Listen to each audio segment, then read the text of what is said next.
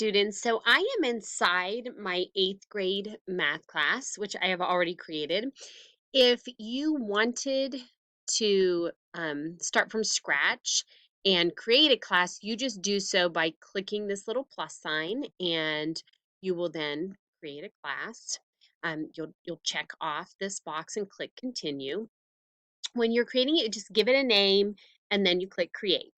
Then it will show up on your desktop like this. So I'm going to go inside my 8th grade math class. It takes you to the stream so the students can see the latest bit of activity from their teacher. We're going to go to classwork. Classwork is where your classroom is really housed. It's the door through which we get to your online classroom. In this classroom, you need to have two major topic categories, though I will tell you, you can create others if you think you have a better template. But you need at least two topic areas that are going to include that lesson map that you need to upload. It's the roadmap for the whole week. And then you need to have a category that has your assignments, basically your individual daily lessons with student directed language telling them exactly what they need to do.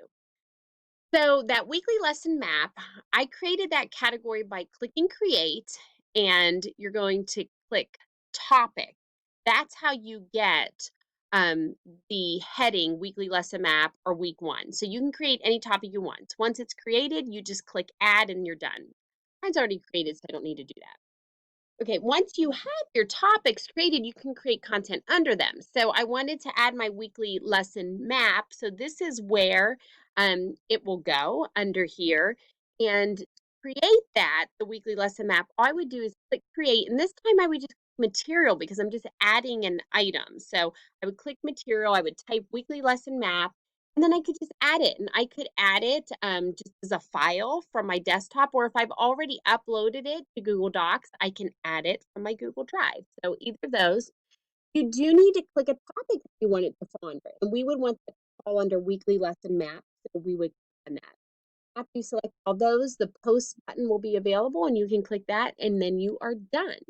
I've already created it, so I'm just going to exit out of that. Now notice I have a weekly checklist for math. I find it really nice with online teaching to create what would be just a very succinct bulleted list of the main turn-in items or the main uh, material that students need to either view or complete for that day. So here's what I have created in here. I haven't filled it in yet, but perhaps for Monday it would say watch slope intercept video, complete slope intercept homework, so that they could then just check it. Again, it's bulleted, it's distinct, it just promotes clarity. The more times you can tell a student in an online classroom what they need to do, the better, because they're not there to hear you in person. So it's likely that they could potentially miss one of your written instructions in one place. So if you put it in more than one place, they're more likely to see it.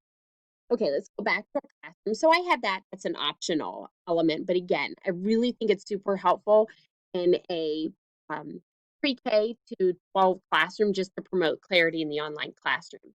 Next, you're going to have your 5 daily assignments. Now, you're going to notice that these icons outside of each day are a little different. This one with the clipboard denotes that there's an assignment, something the students will have to turn in or deliver.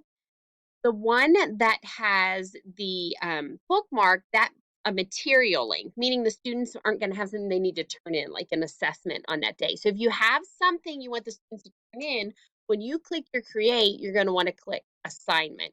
You don't have to click quiz assignment for anything, because when you click assignment, you have options to do all sorts of things. Quiz assignment will specifically create a Google form. A Google form is set up just like an online survey that you might take. It has multiple choice, short answer, paragraph, responses available, all sorts of things, but it immediately defaults to that. If you click this general assignment, you could create a Google Doc, you could create a Google slide, you could create a form as well. You have many more options for what you would want the students to turn in for those days. Now, because I've added you to my classrooms, you're able to see the various types of assessments that I give. So I'm not going to go through all of them because you can do that. But what I wanted to do is I'm going to show you Monday. So I have Mondays already created. When we click view assignment, it goes to student work. The only thing I don't like about Google Classroom, and you have to click on instructions to actually see what you would want the students to view. So in student-friendly language, it tells the students exactly what they need to do. And notice I have it listed sequentially. I think it's so helpful for students so they know what order to proceed through the material. But it tells them that they're going to need to print this Google slideshow and then watch the video that I have that correlates with it so they can take notes. And then they need to complete this Google Doc assignment that assesses what they learned in that lesson. Now, let's say that I didn't create Monday and I want to fully recreate it. That's what we're going to do next. So I'm going to go back into my classroom. Here we are. Okay, and I guess I didn't really go anywhere. Give me one moment to come out of this.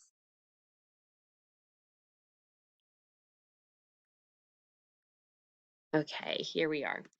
What I'm going to do is I'm going to delete this and I'm going to recreate it. So I would click on create. I know I have something I want them to turn in, so I'm going to click assignment. I'm going to call it Monday, and I believe that that was, let's see what week. I believe that I had this scheduled for the first week of September. So I need to just look back. Yeah, the very first week actually begins on August 31st. So we'll just do 8/31. I generally type all my instructions in Word and then just paste them here. So I already have them ready to go.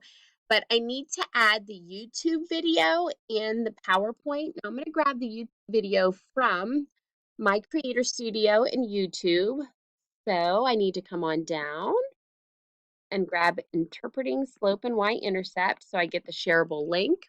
I come back to my classroom. I'm going to add that by just adding a link, or you could do YouTube, whichever one is fine. I add the link.